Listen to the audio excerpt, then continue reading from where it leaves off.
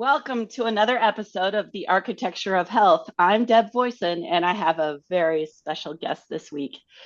He's David Weck, who helps world-class athletes and everyday people restore their ability to walk and run. He is an inventor who has helped millions of people around the world. And today we're going to talk about how, as a tribe, we can make every step stronger. Welcome to our show, David. Well, Deb, it's a pleasure to be here. I love watching your videos, the slow motion flowing robes and just that pure joy, the poetry in motion of balance, just perfect balance. Balance locomotion head over foot. And audience, I usually tell people how I come to want to talk to my guest. And David Weck's work, he's been at it for like 30 years, affecting at the very most elite levels at first in athletics. And it's really moved over into the mainstream. You wouldn't believe how much impact he's had as an inventor. Those half balls at every single gym, those Bosu balls, he invented this. Really helping people find ways to get the spine more involved in balanced locomotion. He was driving the rope flow movement that was so big during COVID.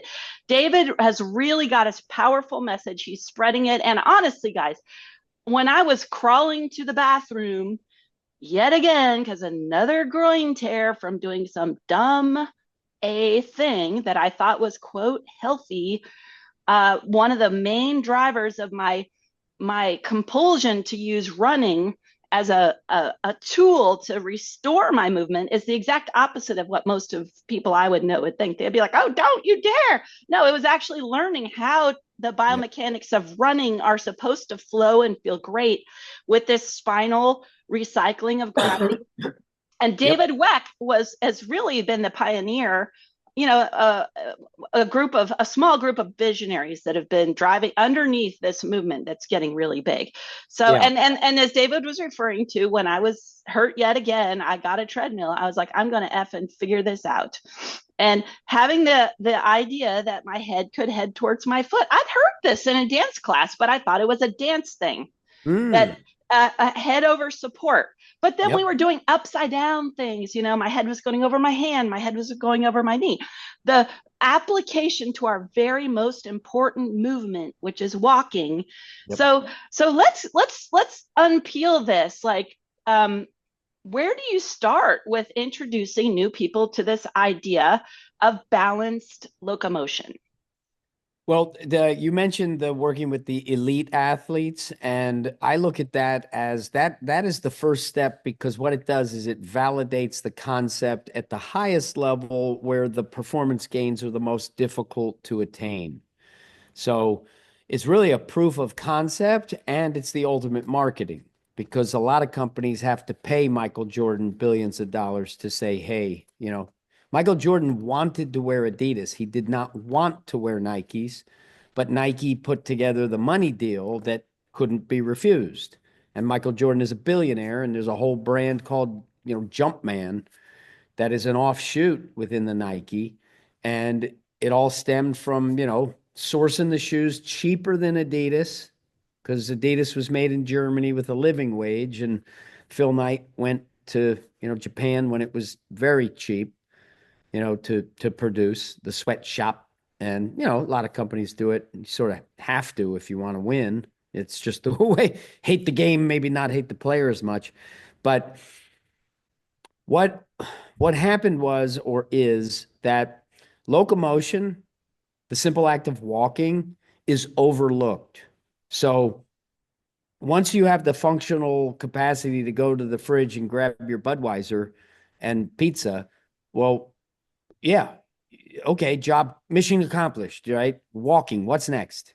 And what people are stepping over and not realizing is that their step is not 100% balanced, and 100% balance is balance, and 99% balance is not, in fact, balance. And 51% balance doesn't fall down, but it probably hurts every day, probably leads to emotional, psychological frustration, leads to behavior that would otherwise be better. So when your physical vessel is taking that Chinese water torture of like each individual step is insignificant, it's when you aggregate millions of them where the problems start to compound.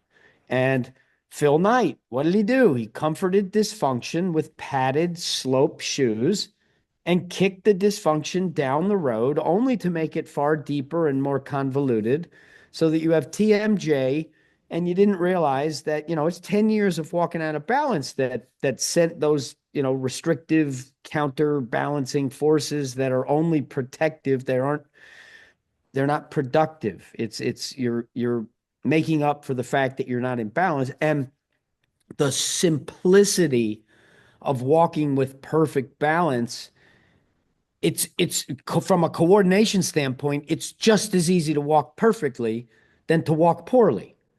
Like it's not like, oh, it's too complex. And I say that our ancestors created Locomotion 1.0. It's called upright bipedal locomotion. You can sweat better than the others, and we are the most efficient locomotors of all the terrestrial creatures that walk on God's green earth. The human being is the most efficient. We have the best balance of any creature when we talk about walking. Okay. And it was once a necessity because calories were precious. You had to be efficient, and therefore you were.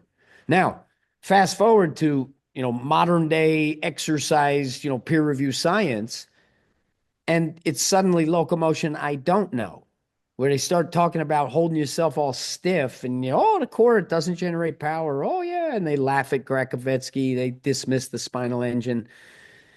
It's just, it's a bunch of intellectual bullies who don't practice movement themselves, who create these theories that are asinine, and everybody is too fearful of being ostracized from the group, and they create this gigantic bucket of crabs, and anything different than what is sanctioned from on high, right, is ridiculed and rejected. And they, the ultimate insult is, where's the science? You don't even get to talk to us because you don't have the science.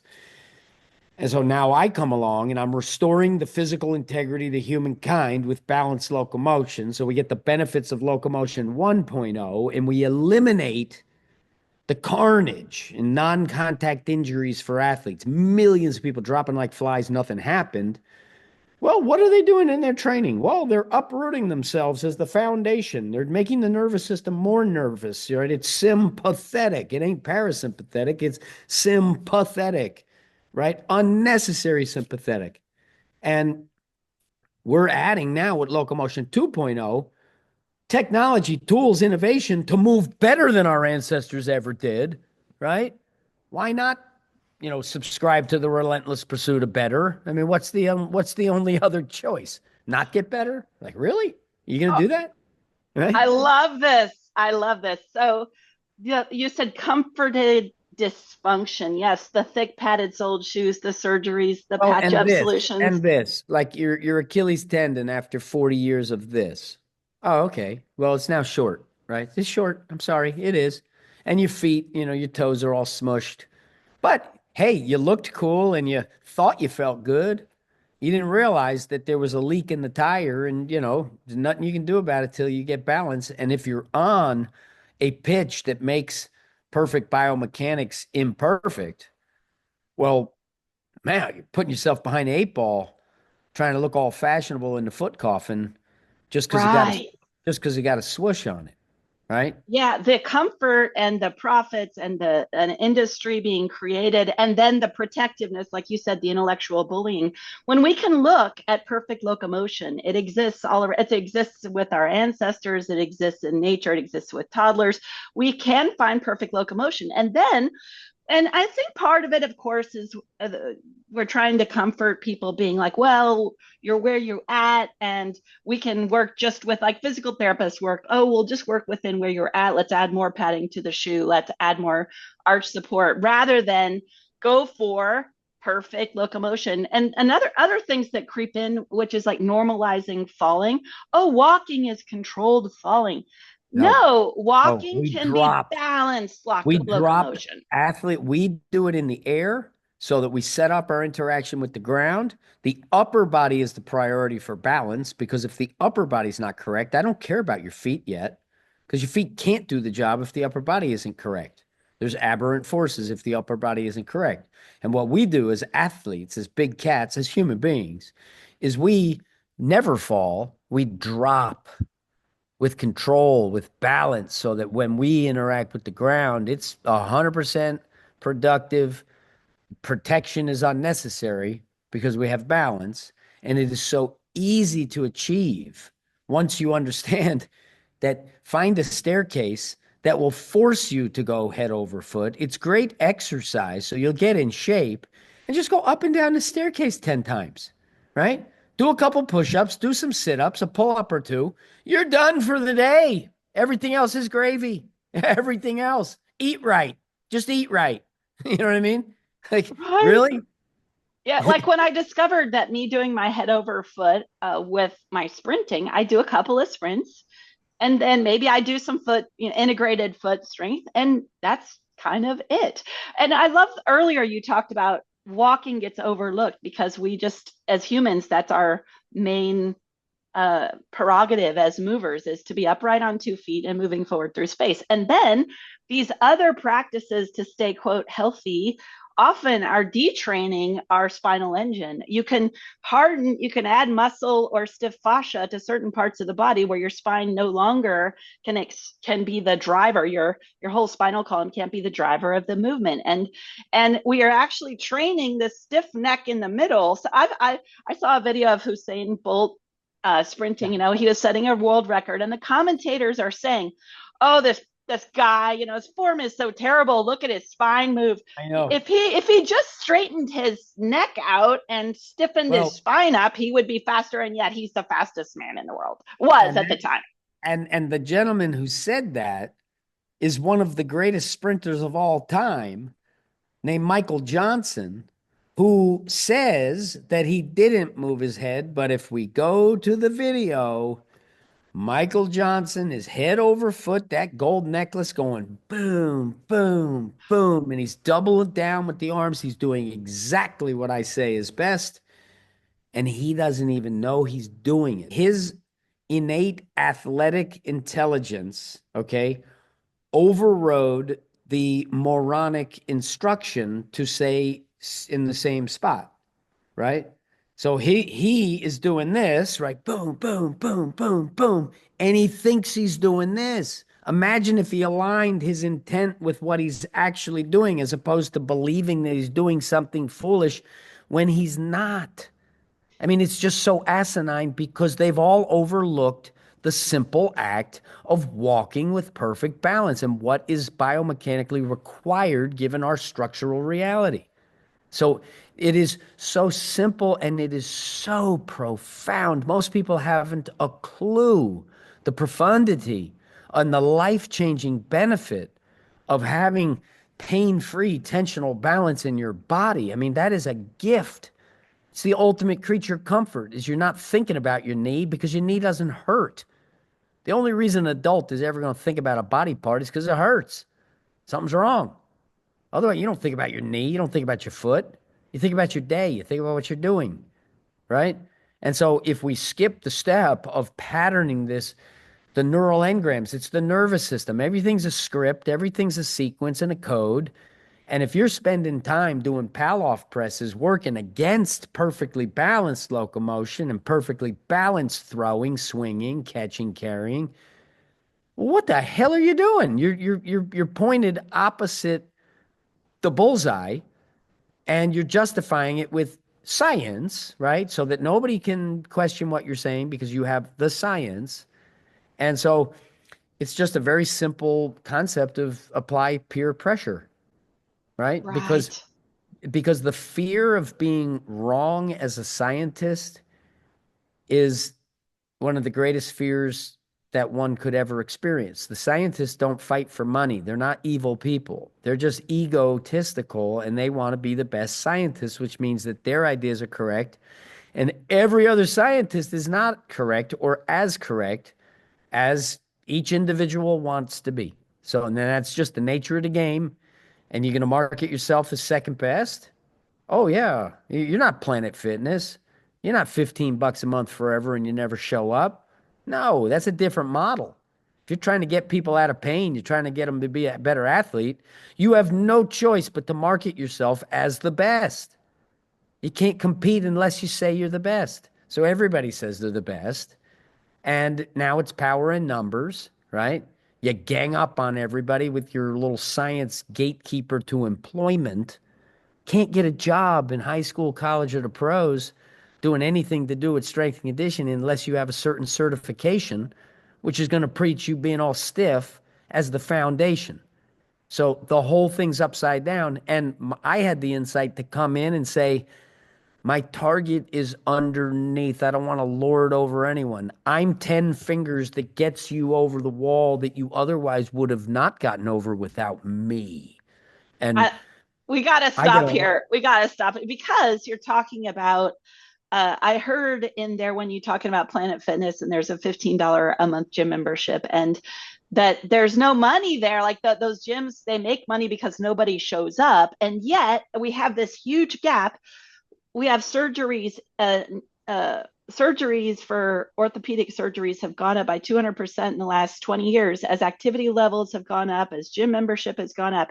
So the baseline strategies, even in those people who are trying, are flawed. And we have to line up with something bigger than ourselves and older than ourselves and wider than ourselves. And like you said, get out of this inverted fight for dominant control and instead get out there to have a broader influence. That and when you start to move in these other ways, suddenly you feel it feels great. But I think a yeah. lot of us are trying to figure out, okay, where's how does this become an industry without it becoming all these fiefdoms of people fighting each other? And that's one reason we're doing this here today, which is first, let's get more people to understand we're not supposed to feel like we're falling down.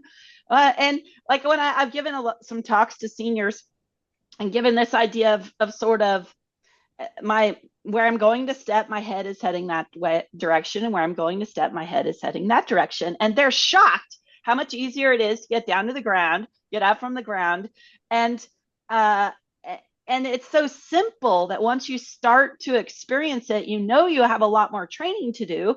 And I love that you've invented these tools that help people get that felt sense. You have these pulsers that help people pulse their weight into the ground because that was if I hadn't done West African dance for 25 years where we pulse into the ground to fly, I Yep. wouldn't have immediately, it was just knowing that you invented that. I saw YouTube or no, an Instagram.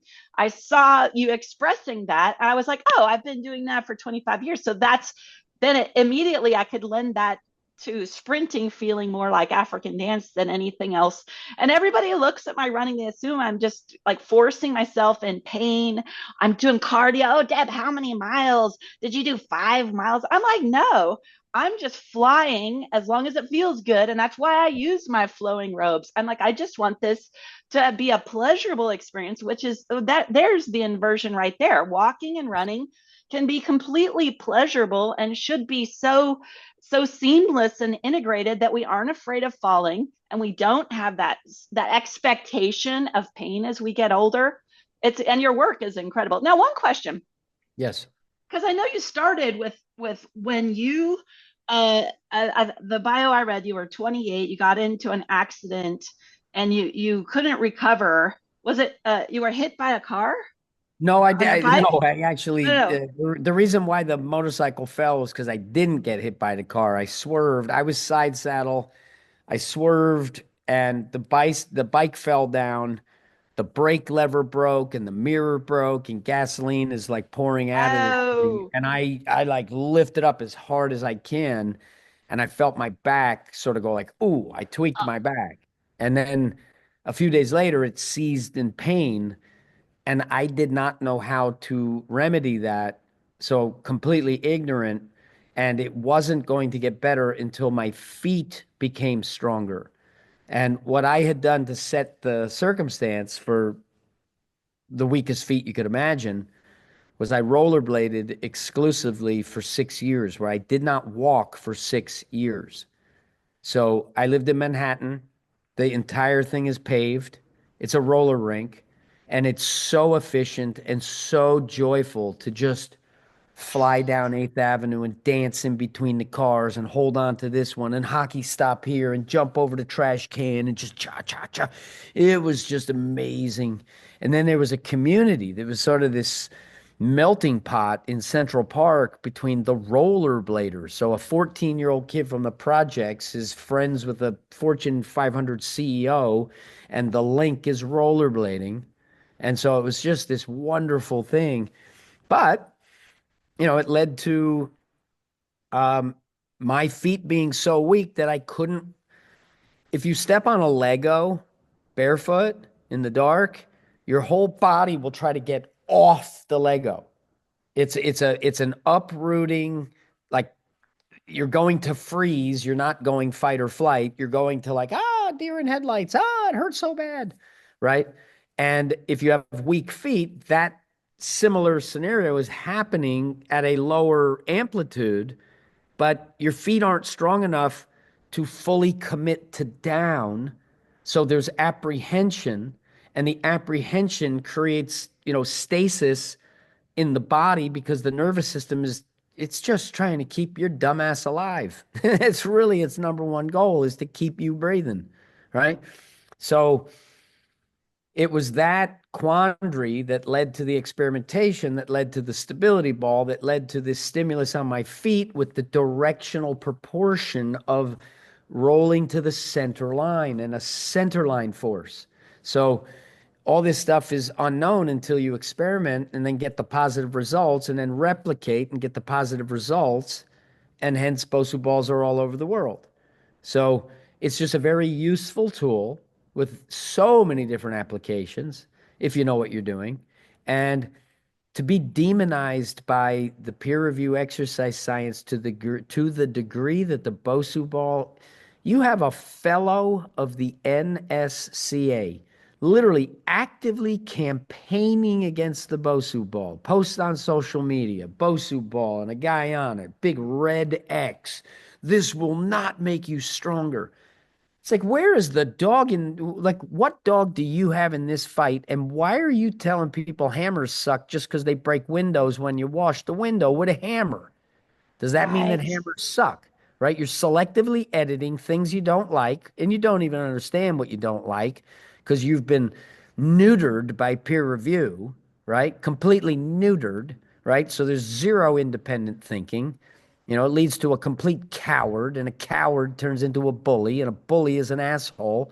And then regular day people ultimately suffer because peer review casts the biggest stone in the center of the pond that ripples out to everyone. And I'm not anti-science, I'm pro-science, but the scientific method is predicated upon testing. Yes, If you're failing not and if failing. you're If you're not not a willing to scientist expose. who's failing, you're not a scientist. Right, and if you're not, if you're not actively trying to dismiss your own theory through, does it actually work and confirming yes or no, that is science. And fortunately, with locomotion, you can measure it with time. All right, so it's like 100% objective. He or she went faster than they did before. Well, gee, what was the intervention? Well, we taught them to go head over foot. We taught them how to pulse their arms. We taught them the Weck method. Okay, right? And I'm competitive. I'm from New Jersey. And if I am harmed unjustly, then there's no turning it off. Like there is no turning it off. You fucked with the wrong, you messed with the wrong guy, right? And now the craftiness, the cleverness, the foresight to defeat my enemies by helping them and humiliating them in the process is why this works. Because guys, most guys worth their seed go through a phase where they're a complete asshole. A lot of guys do, right? I did. A lot of guys do. It's just sort of nature of the beast. You bite off more than you can chew. You want to be the shit, so you pretend you are. And a lot of guys don't emerge out of that trap, right? And so the only choice is to humiliate them. The bully is going to take your lunch money unless you punch him in the nose in front of the other students. And then that's when the bully finds humility and expresses themselves as the good person as they actually are. I mean, if you're a pinball and you're getting knocked back and forth by a bunch of nonsense and you're terrified to not be the pinball because now you're not in the game, well, you end up parroting stupid shit that's not true that harms human beings. I gotta hop in there. They've done research with domestic abusers on what's your motivation and what made you stop, and they can make a list of 1,000 motivations to be abusive, thousands, and then they come to that one question of why did they stop? They're like, oh, I got punished. So we really do need to stand up and against all the intellectual bullying that's going on out there. I can't even and we'll go back. We might come back to that. But how we can take our power as a tribe is measurability. We Yes. need to check, and that's one reason a lot of people like me fall into harm's way a little more at times is subjective things like say stretching or even the aesthetics of dance can cause people to disfigure themselves in the name of acquiring a certain kind of status or certain kind of appearance. And the problem is, if there's no measurability, think of Chinese foot binding. Someone is just measuring, oh, can my foot be more deformed than yours? And so the measurability, as we take it back to our ancestral blueprint and back to evolutionary biology, the measurability, they should serve our main functions, which is breathing and walking and running and people also don't get the reason I'm sprinting on my treadmill and I review every single tape. That's why I dress up. It gets too boring without dressing up. I review every single one to look at my technique because it's a litmus test for how am I living the rest of my day? Am I sitting in weird chairs? Am I wearing binding shoes? Did I take a dance class where it was too hard for me and then I betrayed myself? So also we then need to be able to measure whether at least some sports are measurable, like throwing. You can measure the discus throw. You can measure the speed of a baseball. Now then again, the tricky edge there is the same as in the professional dance world, which I will never be part of, which is when do you do something so competitively that you trash yourself? And that is a reality. Like if you do triathlons, I don't care how efficient you are, you're putting a toll on your system that is beyond health. So you'll have a nexus point, performance and health will converge, and then they're going to diverge once you get to, especially, the drugs, that are inherent in winning the competition and the hours and just the wear and tear. And like a ballerina would be a great example where, their upper body has that perfect Perfect. resolve, beautiful with the middle finger, just, the ballet hand, you got the line, it's beautiful. The But tension, upper body tension. Yes. yes, but the problem is that the demands of the activity means that you have to deform your foot because you have to do all that on here. And all that stuff helps you do that. You can't do that without this. And this wins the competition in terms of the subjective, how good are you at ballet, right? It's subjective. Some guy likes him and some guy likes him or her, whatever, right? And the demands of the sport itself will require that you disfigure yourself because you're doing biomechanics that were too far removed from that level of vertical potential, right? It's only the cloven animals that are up on the toenails, right? The cat is down on the heads of the metatarsals, so the cat metatarsal is vertical, and we are down with the heel for balance. We're one lever down from where the cats are. And the human being that has perfect balance has the capacity to float the heel so they don't need it for balance, which gives them the capacity to use it now. There's no Yeah. disengagement to re-engage. It's ready, all set. I'm not getting tired. Whenever you need me, I'm there.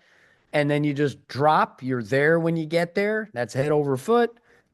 And you end up realizing just how simple it is to locomote with perfect balance. And if you're not practicing perfect, what would be the odds that you're going to perform perfect if you've never practiced perfect? And what are the odds of successful performance, injury prevention to be a big factor in that? If you did wrong, strong stimulus that made you stiff and uncoordinated for balance, it makes it makes no sense, right? I love that. Wrong, strong stimulus. Our everyday movement patterns are the most important ones. And if we are encoding very heavy stimulus, whether it's with a lot of weight or it's a lot of time, it's going to affect our everyday movement, and that's a superpower. We need to pick the right stimulus to encode, and we need to not be distracting it with all sorts of wrong, and I will use the word wrong, damaging, deforming, injury causing patterns. And if you can't, like my students, even I'll just try to have them stand in one of the moments of perfect locomotion, and they can't. They Yeah, can't. right, And right. we have to then unwind. And I go, okay, well, we're going to start here. We're going to get the foot pressure like this. We're going to get the hip. Now we're going to get that. And then the other thing people don't understand is we have tensegrity, tensional integrity. Like you talked about the ballerina. It's only because they have the tensional integrity that they can do such dumbass things. It's because Right, right. it's a compensation for some wrong, strong stimulus on the foot that they have to do Well, I everything mean, else perfectly. it's wrong in the sense that if you pursue it to its full expression, you're gonna damage yourself. But maybe going for the glory is worth it. We're very complex creatures. It's So, true. you know what I mean? Like if I could be the greatest athlete in the world and then I got to live the rest of my life in a wheelchair when I'm 45, I might opt for that if I'm just a regular guy who otherwise would drive a UPS truck. You know what I mean? Like I Well, get to but did your family opt for that? no, no, right, right. I mean, these are all, what I'm saying is that as long as it's a conscious choice and you understand the risks involved with it, well, now your best bet, right, is find the biomechanical efficiency that's going to preserve you the longest, even if you wear out. And eventually you will, And we right? will.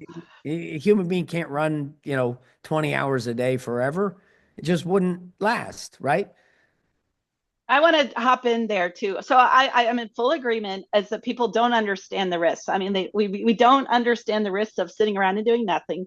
We don't I didn't understand the risk when I thought that the best thing I could do was walk 2 hours a day on a flat surface when I had such poor, I had a really wrong idea of spiraling biomechanics. That's another story. And so it just drove my hips into the ground. And the nice thing is yeah, let's get a better picture of what are the true risks, whether it's overdoing one activity, whether it's getting competitive, whether it's not doing enough of something. And here's the interesting paradox is without knowing that, people often, I'm in a more sedentary age slash status group. I'm 58. I was a tech person, although African dance saved my butt because it's barefoot and it's rhythmic and it's pulsing, very spinal. You can still F yourself up there though. That's a separate story. But the thing is, people blame themselves. I should have done more planks. I should have done more sit-ups. And I'm like, no, you shouldn't. Like you can really do those in a way that takes away your spine's natural ability to move. And I like there's one move, bird dog, where all the fear tactics back people are like, get that tight, brace that core, get your opposite hand and foot on the ground and stay there with your head in the middle. And it hit me once I learned about balanced locomotion. I was like, oh, asymmetry, opposite hand and opposite foot is a state of representing locomotion. That's representing a state that's ready to move forward through space. And I was like, this thought that I'm taking an asymmetrical position, I'm training my head to stay on the midline in what would be mid crawl. I was like, oh brother, we're detraining locomotion with all this fear. So I actually do something I call eagle wolf, which is Yeah, I mean, yeah. yes, yes, and yes, and that's really what it is it is simply putting principles into practice and aiming all efforts at X on the map. And the default is become a perfect walker and everything in your life will improve, right? When you can walk with perfect balance, everything else in your life is better. Everything. We got to start here. This is it. Become a perfect walker. Most people, first of all, don't know that we're not perfect walkers until you're under the knife. Most people Yep. don't know. So Yep. tell us, how would you know? What's the first step of becoming a perfect walker? Establishing a right now ready, poised to pounce relationship with gravity in the ground on one foot, right? Get that same capacity of perfect poised to pounce right now ready, not getting tired, balance on the other foot, and then learn to transition from that position of fundamental integrity to the position of fundamental integrity on the other side. And African dance and a lot of these dance cultures were really sort of war games cloaked in dance so that you create this cohesiveness, this timing, this rhythm, and that will prepare you to be a better hunter and it'll prepare you to defend the tribe, when you're really good at that dance and everybody has the same capacity. So you can really see it. And if you break those movements down, a lot of it is extremely functional, like you're saying. You're getting in positions where you're truly balanced, right? So there's that aspect of it where these things date back and they exist for a reason. There's a functional advantage to those societies that learned movement and reinforced it with dance. That's, that just is what it is. And what we're doing is we're simply distilling out the most important invariant truths that, delivers the result that we're looking for, which is perfectly balanced locomotion. And the fact that our ancestors all did it. I mean, you don't pass on your genes, 50,000 years ago if you're, doing a Palloff press and sawing your arms back and forth, keeping your head in the middle. That one didn't make it, right? That genetic code died, right? So it doesn't exist. A rabbit that was born and it can't run around, it doesn't last, right? And we were much less removed from death and reality of, prowess to be physical with integrity. When that's no longer the necessity, well, then the human being will not rise to the occasion because we just do good enough. And then we move on to the next thing. Because if you had to keep track and sort of, redo everything you did, you would get nothing done. It all reduces down to muscle memory, this automaticity. Change where you put your car keys when you come in your house. And for 2 weeks, you're going to go to the old spot a couple times because that's your muscle memory, that's your habit, that's your automaticity, right? Until you rewire the expectation. Oh no, I put my keys here now.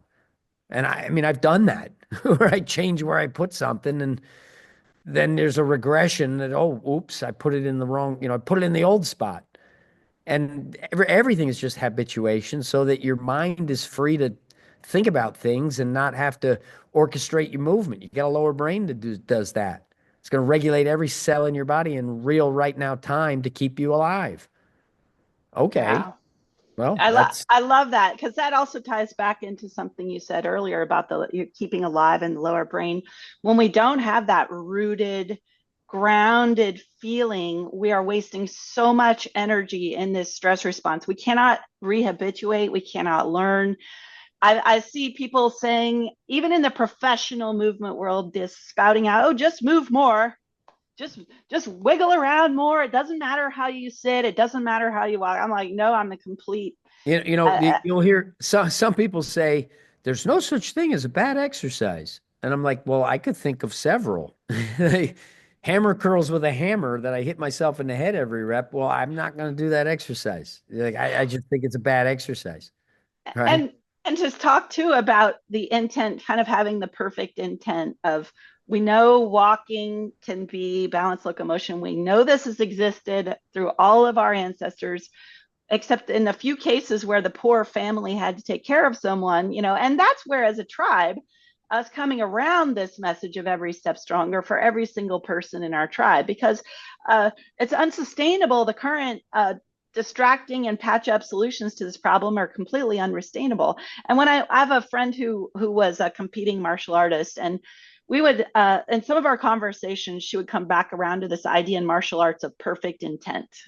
Yeah. Like when you have perfect intent, everything is flowing and grounded, and you are strong and protected. And in the fighting arts and and like you were saying, I didn't even realize how much that you were saying African dance were originally war games posed, posed as It's dance. one of the functions. It's certainly one of the functions is that you will hunt and fight better if you're proficient in many of these cultural expressions of movement, And right? the African dance, they lean a lot. And the first thing I have to teach almost everyone is not to keep your head in the middle, let your shoulders Yeah. and let your rib cage move. And part of it is a cultural difference where, in fact, Africa, well, at least West Africa, I went to West Africa several times to study intensely, and the oldest dances are all in a circle, and they're very simple repetitive steps, and some of the ceremonies could take 4 days, so they're biomechanically perfect movement. And they're also a culture that doesn't lean on chairs or wear restrictive shoes. So Right. bringing that over to Western audiences, they had to invent uh, when the French were colonizing West Africa, the government was like, we want to put this on stage and show the world. And so they invented this idea of a quote break, which would tell everybody in the group, be uniform, be like this. And then they separated it out of the circle and took like the stars and put them on a stage, and a single dimension of watching people in a flat vantage point. And now they have to do more complicated things and they have to look fancier. So so I think part of also this cultural issue is our exposure to movement is often like you have to be looking at the Deion Sanders or you have to be looking at the Barishnikovs, and there's this loss of understanding that it was built into the whole tribe that our job is to move well and be ready at any time to prepare for war or to take care of someone else and take care of ourselves, most importantly. The interesting thing is the classes that came over were of course from these performers who made it to the United States, that affected or whatever, and they have to teach standing in front of the whole group in front of a mirror. So we have that whole, the head is kind of locking, the eyes and head and neck are locking on one authoritative figure rather than it being a little more in the round and more organic and more natural, because it quote is what quote sold. Well, I was going to say the other thing is that this is an osmotic learning process in the same way that language is osmotic. So there was no curriculum that taught you to speak the tongue you speak. It was the others around you and the mirror neurons and the positive negative reinforcement that when you make certain sounds, that you get a better reaction than others. And you put two and two together, and now you're talking the tongue that you were exposed to. And if we put you in China, you're going to do Chinese, and you put you here, you're going to do English. You put you in, Swahili land, you're going to speak whatever the hell your tribe speaks there. And walking in movement and throwing a spear and, starting a fire, doing whatever you do, that's all osmotic. You just, people around you are doing it. So you witness it, you test it for yourself, you build a fire. And so now, okay, well, that's just a skill that you've acquired through the others around you. And so whatever a human being is exposed to is that's what they're going to model toward. And there's an interesting case where, the child abuse of two drunk parents in England put their little baby girl in the backyard, and the baby lived with the dogs, and the dogs took care of the baby. And now the dog, they found the girl when she's 12, but she's a dog now. Like she's the convolutions and the sort of the formation of the brain itself is now pointed to that. And so she eats with her mouth and she walks on all fours, and beyond rehabilitation, like they tried to civilize her and it never fully worked because the foundation was already laid. You already you molded the vessel, and it's a dog, even though you have the physiology and biomechanics of optimization of a human, but now you're playing dog. So the power of behavior happening around you is the most profound thing that is influencing the neural engrams that you construct yourself. And without exposure to a neural engram, the odds that you're just going to find it on your own are extremely low. There's no reference. And you're helpless when you're young. So you sort of need the others around you to be effective because you can't contribute. you're a burden until you're not. You know what I mean? maybe this justifies why I spend so much time on Instagram because I want to be around the other people. That's how I found you, is be around. I need to be immersed in this possibility of regeneration and respecting our biomechanics because we're adapting, like you're saying, osmotic. We're adapting towards whatever we're around. One of my first teachers was Jean Couch in Plum, or slash balance, and then Esther Gokhale in primal posture. And part of the thing of realizing how off of our optimal place in the field of gravity we were, this hardship of like falling apart and crying, like all that stretching, all that yoga I did was based on false assumptions. I had the phone number 1-800 love yoga, and then I found my biomechanics were woefully wrong. And the thing is, they're at the end of the day, their advice was kind of like, well, you could just go live in a village in West Africa, and that, or you just, and the best I could do was I chose native African or native Chinese kung fu teachers. I tried to get a native that was embodying some ancestral tradition that I wanted to be able to approximate. But the truth be told, osmotically, we are surrounded by a bunch of broken movers. Like, Yes, and that's that is the real calamity, is that the person really doesn't even have a chance if the others around that person demonstrate something that, you know, isn't optimal, and now you're osmotically drawn to that behavior, and it's all subcortical. You don't think about it, it's just happening. And so you sort of default into the way that your parents walk and your friends walk and your surrounders walk. Well, you're probably going to waddle around like them, slightly out of balance every step too, because that's what they're doing, right? And really what I think that this taps into is a form of confidence that you can't fake this confidence, right? And you can't purchase this confidence. And that makes it such a precious, you know, commodity, because it's so precious that you can do a tiny intervention relatively in the grand scheme that now supports and transports you through life without pain. You know what I mean? Like, you're not grinding the wheel like off balance, you got to align the tires, they'll last. If they're not, you're going to be threadbare on the outside, brand new on the inside, and now you got to buy new tires. All right. It's so easy to fix. okay, So that's what we are going to focus on this so easy to fix. And the first layer is just knowing this is our birthright and we can and we will. And so this is so easy to fix because we just talked about being surrounded osmotically by a broken movement culture.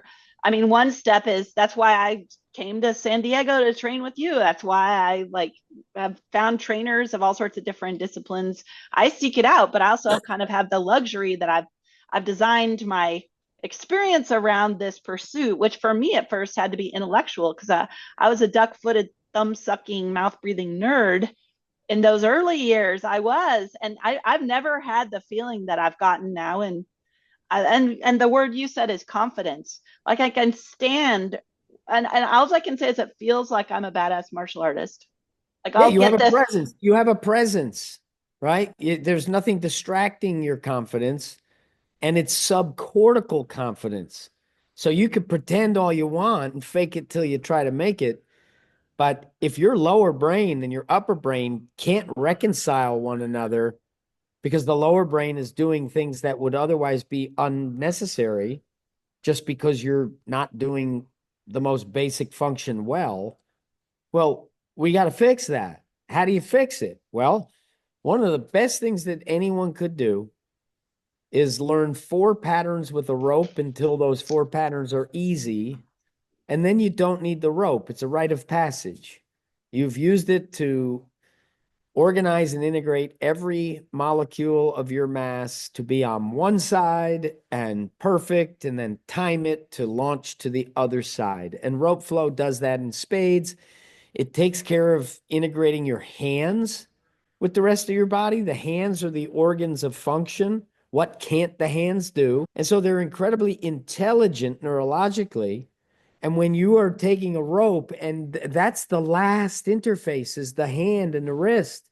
So when you get these perfectly balanced integrated figure eights, that you have better communication internally in your body, and it's the flow of balance, right? Because there is no one stasis position that's optimal.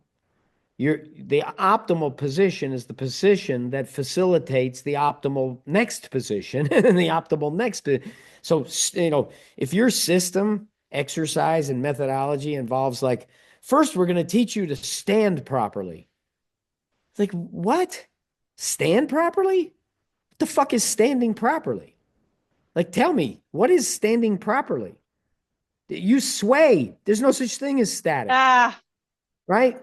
Put laser beams on and put them real close. I guarantee you're going to cut the line because your body's swaying even when you're perfect. It's dynamic, it's alive. You're breathing, you're expanding, you're contracting, you're fluid, you're moving, right? And so, oh, I'm going to teach you how to stand. So you contort yourself with like all intellectual intent. The lower brain doesn't have a clue what you're trying to do. And then you stand in this funny position that exactly. no, Yes. now I'm standing in the funny position. Okay, great. I've mastered standing. It's like, no, put the goddamn thing into locomotion because if I need water and if I need food, well, I don't care about standing. I care about locomoting, swinging, throwing, catching, and carrying. That's what I care about. Right. So fitness is a very infantile industry. Okay. 1986 was like the beginning of personal training. Didn't exist prior to 1986. All right. Didn't exist. And so now, like, it's a bunch of people with good intention competing to be perceived as the best that forces them into this adamant insistence that what they're teaching is better than what the guy across the street is teaching. And then again, you multiply numbers, you create a certification. That's the keyhole that if you don't go through it, you don't get money. You can't work. And you want to put pressure on someone, cut off their ability to make money. I mean, that is really hard to win in life if you can't make any money. It's just a reality. Hate the game, don't hate the player. You know what I mean? So, all right, if these are the rules of the game, well, okay, well, let's aim for the bullseye and let's do the best we can. And the knowledge becomes the power. And that is what I love so much about this is I truly have the goal of helping every single person that exists and will exist forward. I want this to become so habituated that we don't need to talk about it anymore. It's Yes. just it's just normal. Perfect balance is more natural than imbalance if you measure sort of the the life cycle of the species. It was perfect balance from the beginning, right?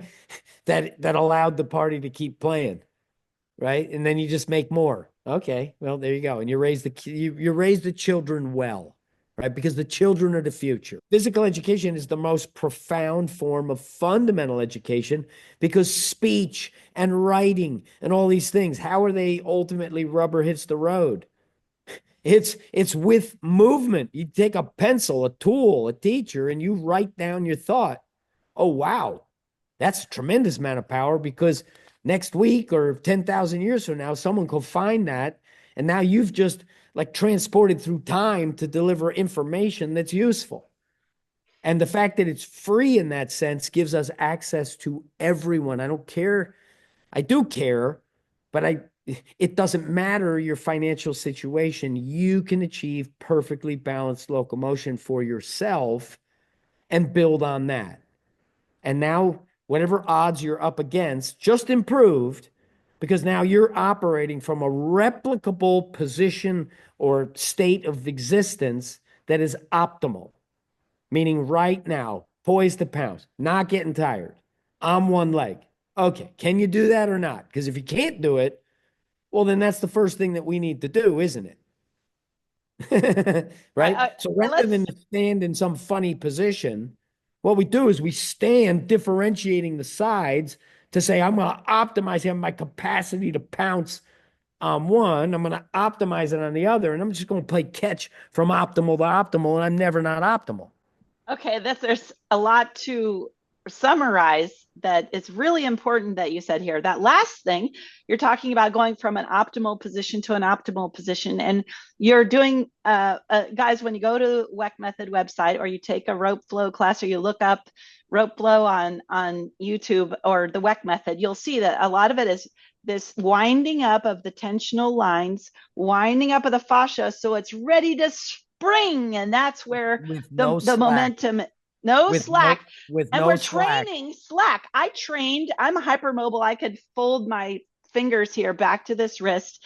I'm made of slack. And then as a yoga, I thought, oh, yoga is perfect for slack. And I made more slack. So this feeling that I had for the first time, I think it was maybe in a functional patterns thing. And that was one of your students. The Well, first that's the getting funny, that like, feeling. yeah, in the competitive aspect of things, again, everybody's trying to compete to be the thought leader, the best, right? You want everybody else dancing to the tune that you made if you're competitive, right? And there's a couple who are like, I think they're just as competitive as I am, which is, psychopathic intensity and competitiveness, right? So, like, if I'm in the fight and I believe I can win, I ain't stopping the fight. Like, I'm winning the fight. And these guys did not have the the opportunity that I had to devote as much time and energy to exploration and discovery. So these guys had the current day's challenge that they got to make an income, whereas my check is coming in the mail. And they have to now deliver a cohesive 1 hour session with a beginning, a middle, and an end that, incentivizes the person to come back the next day. Right. So hard to go into that session with a theory scratching your head. If it works, fantastic. But if it doesn't, well, maybe you have nerve pain in your foot for 6 months, right? I've made mistakes, but I've never exposed anyone else to what I'm doing until I have vetted that this is, responsible to teach the person. Right. And my drop on those other guys is, if you look at what they taught prior to me, that guy, little noidy dude, he's like doing this twisty, weird ass, like unhealthy. Oh yeah, this will do it. And it's just like, you are such a fraud. And so I sent him a message one night. Hey, here's a tip to go improve everything you do, head over foot, perfectly balanced locomotion. I hit send, 3 dots emerge immediately, and it's this diatribe of just curse words and my lawyers and And blah blah blah. and And I but didn't. he had the good sense to adopt it. He won't admit it. He won't admit it, but I got him, and I Yeah, got the and I videotape. want once I've yeah, it's funny because I was analyzing it the whole way because I found out about you from Nick Simpson at Vital Strength Physiology, who trains Oh, Olympic sprinters, and he had and I'm so lucky I found you because then in the background I was always evaluating in these other sessions with these professionals across many of these fields. I was evaluating. I was like, oh, I know the head goes over the foot. I was like, I know the side bending twist, and what I had gotten wrong because I over side bent and twisted as a without enough tension. And then understanding that feeling of buoyancy where you're supported, you're floating with yep. attentional integrity and the foot pressure. If you don't have the good foot pressure, you don't have that healthy extension that lets you do a healthy side bend and twist. I also luckily knew that like a pure plane, a pure single axis twist can be damaging to the spine, and that it needs to have this side bending and turning and that it all goes back to walking and running, or it wouldn't be built into our design. But I got to say one thing about you being sort of this mad scientist, that you can test and test and test and test and not send things out that hurt people. I wanted Yeah. to say I worked in tech as a design researcher and a user experience person, and constantly the teams were sending things out that hurt people. Like, oh, the reason you want to slam your phone down is because those engineers do not have integrity. They're not taking the time to test what they're doing. And right now, I've been spending the last couple of years testing all of these methods. And then I get my students in, I just call it a lab, like come into my lab and we're effing around Beautiful. to figure out what really sticks. And I've got to add the simplest. I'm getting it down to the simplest. What are these? First, the static positions of balance locomotion, and then how do you add stressors, and then how do you move from one to the other? But one thing that you said that stuck out to me was I never thought about how important the hands are. I think that's why I hold on to my skirts, besides Mm. not wanting to trip. Principal job of the feet is support and transport. I mean, you can kick a soccer ball, you could drink tea with a foot. That's fine, right? And if you need to, well, then you should. But the feet, 99% of the benefit is to support you and transport you with pain-free athletic movement. Okay, and the point being there, take away the impediments to their doing that and start getting the foot pressure right. The biggest impediment to getting the feet right is your upper body's not doing something right. Because again, like we had a long jumper and this girl, young teenage, mid teenage, long jumper, and the feet didn't look very good going down the ramp for the long jump. So the intervention was, do you see how you're running and your head's in the middle? Let's have you run head over foot. She ran head over foot and the feet suddenly fixed themselves Wow. because the forces acting upon the feet were consistent with the structure of the feet and the body. Yeah, if you change the feet, but you don't change the spine, and If yeah, you don't change the spine, it's top down. Okay. I mean, listen, if you had to preserve one capacity, it's the brain. Okay. Like that's the most important thing. And you could make an argument that the body is just a root system for the brain. And then the mind is a construct that, the intellectualization, right? Rational logic, etc., figuring things out.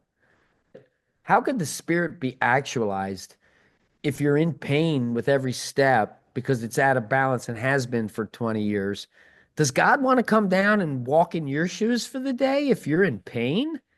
Or is God a little frustrated that, look, I've given you all the wherewithal to do it, and you don't even have the self-respect to honor what I've given you, this glorious creature to God's glory?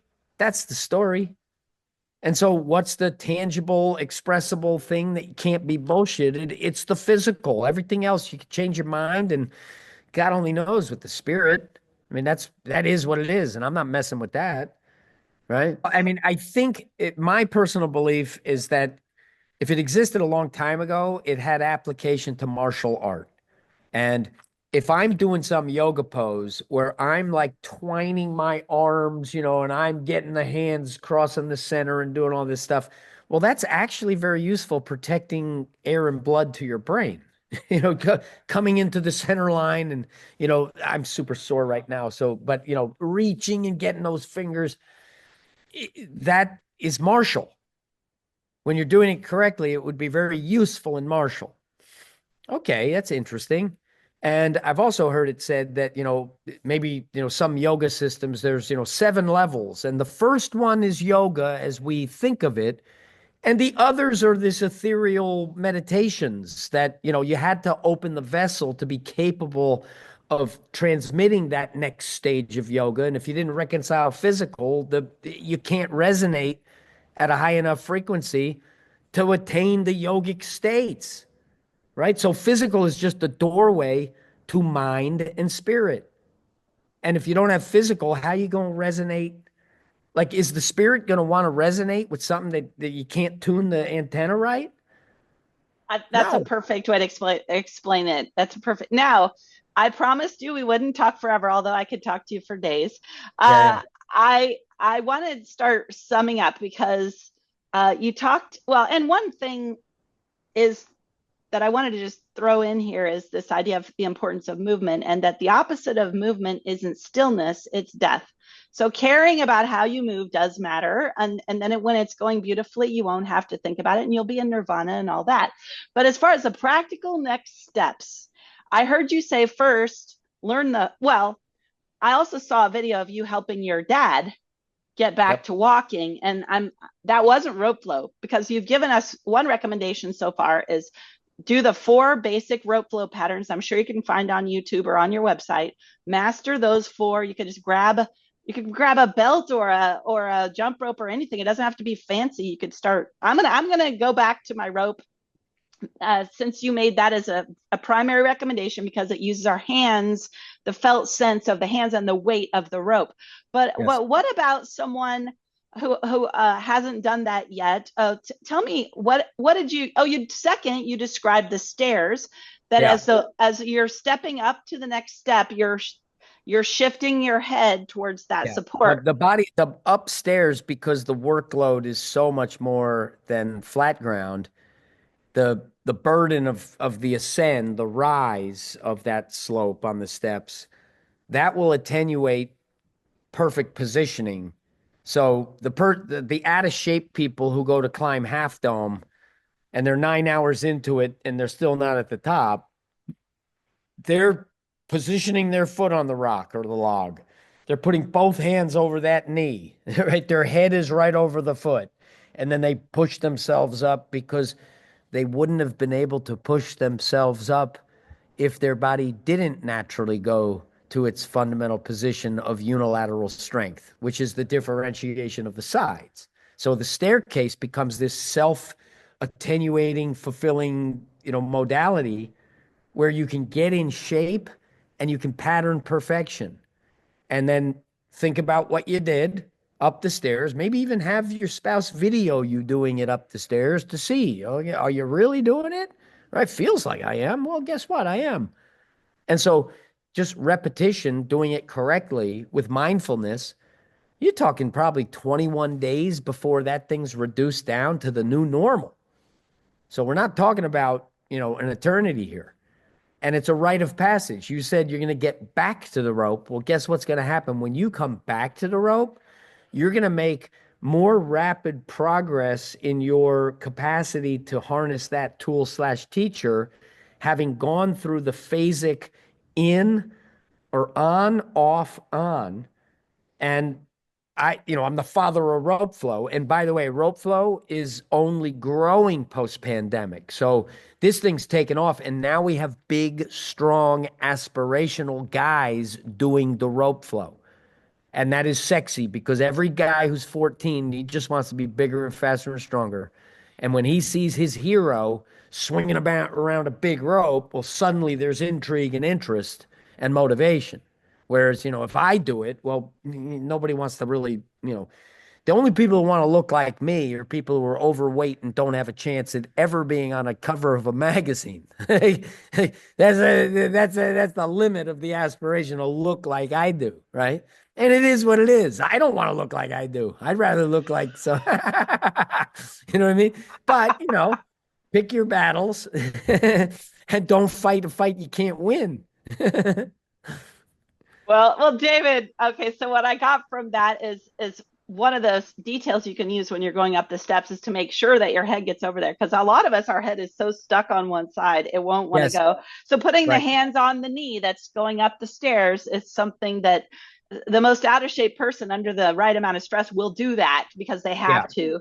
yeah. And the rope flow definitely. Oh, I went back to an activity I hadn't done in a couple of years the other day and I could unbelievably well shift my weight, spin right, spin left. So I'm excited to get back at the rope flow practice myself. But David, we got to wrap this up. It's been an absolute pleasure. What an honor. You're a visionary, you're a philosopher, you're leading the charge. Let's get this tribe back to every step stronger. Now, 100%. and I'll put in the show notes your website, your bio, any other links. Is there any last thing you want to share before we say goodbye? I see the potential for humankind to experience life better than anyone could even imagine it now if we're wise, harnessing the artificial intelligence, if it exists to enhance the human experience first and foremost, period, end of sentence. This world, you have honest money and AI aligned with enhancing the human condition. And this world is going to get so much better than anyone can even imagine. So I'd like to leave it on that note of optimism that stay in the fight because it's a game worth playing and we can win and we can share that win with everyone. Everyone. Everyone. Everyone. All right. Well, David, thank you. What an honor. Thank you. Thank you, Deb. Bye. Great to see you.